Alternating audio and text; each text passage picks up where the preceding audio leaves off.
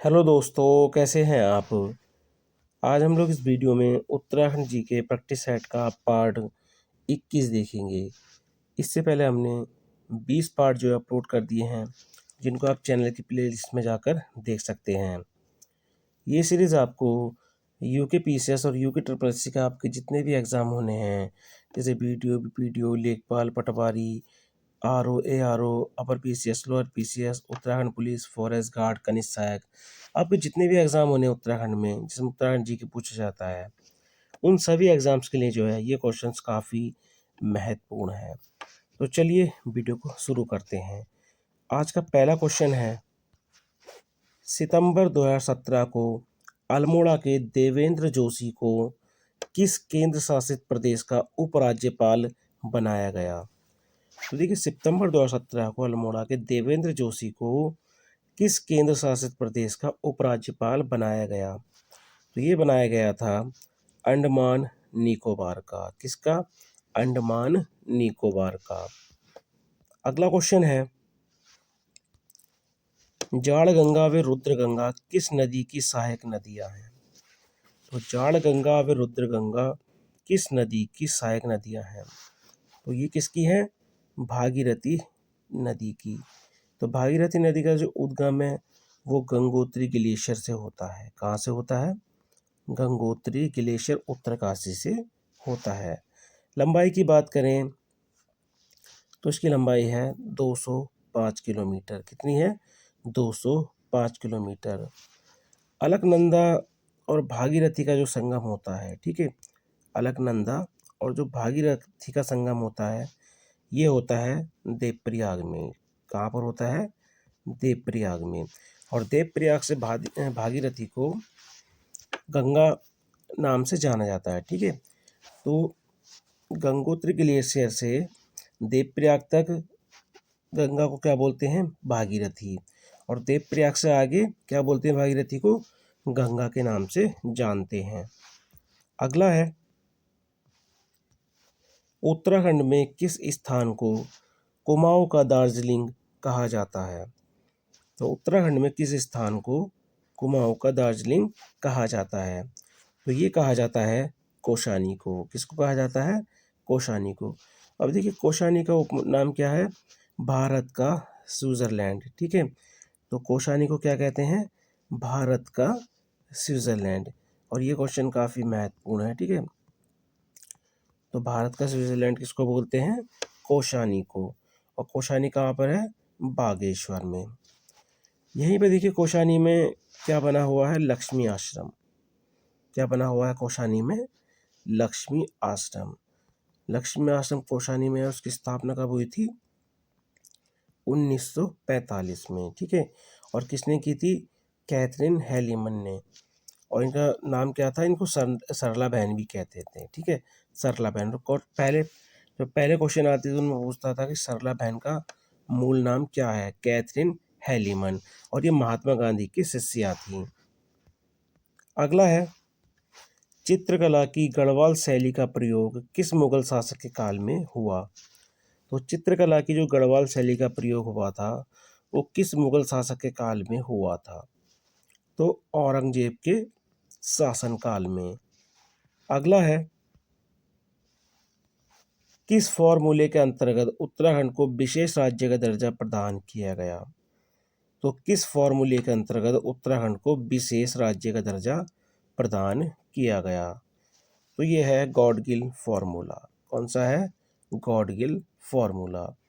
और देखिए, ये जो फार्मूला है गॉडगिल फार्मूला, ये चौथी पंचवर्षीय योजना से भी संबंधित है, ठीक है।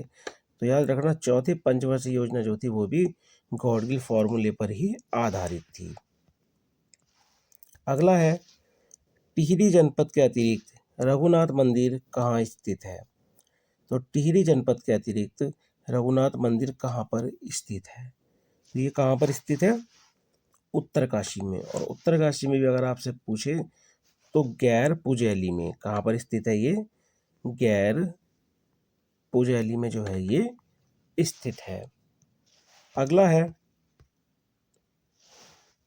किस पुराण में बद्रीनाथ को गंगा तटस्थ शब्द से संबोधित किया गया है। तो किस पुराण में बद्रीनाथ को गंगा तटस्थ शब्द से संबोधित किया गया है? तो आप याद रखना, वामन पुराण में। किसमें? वामन पुराण में। अगला क्वेश्चन है, राज्य में सहकारी समिति अधिनियम कब पारित हुआ? तो राज्य में जो सहकारी समिति अधिनियम है ये कब पारित हुआ था? तो ये पारित हुआ था 2003 में। कब? 2003 में। अगला है, उत्तराखंड परिवहन निगम की स्थापना कब हुई? तो देखिए, उत्तराखंड परिवहन निगम की जो स्थापना हुई थी ये हुई थी अक्टूबर 2003 में। कहाँ पर?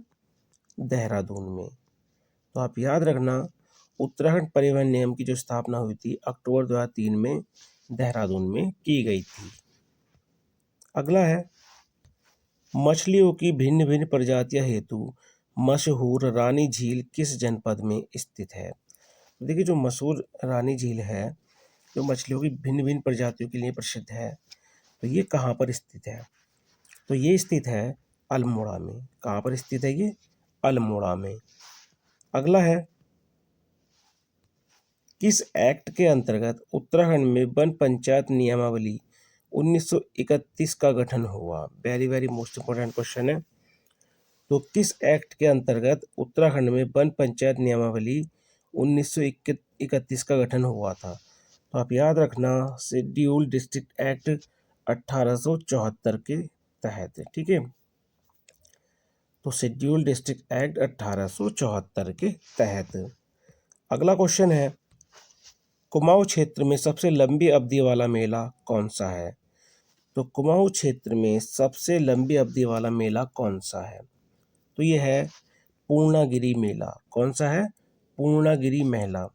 ठीक है, पूर्णागिरि मेला है और ये लगभग 40 दिन चलता है। कितने दिन चलता है? तो ये 40 दिन चलता है और ये लगता है चंपावत में। कहाँ पर लगता है ये? चंपावत में। अगला है, रूपकुंड का प्रसार किस घाटी के अंतर्गत है? रूपकुंड कहाँ पर है?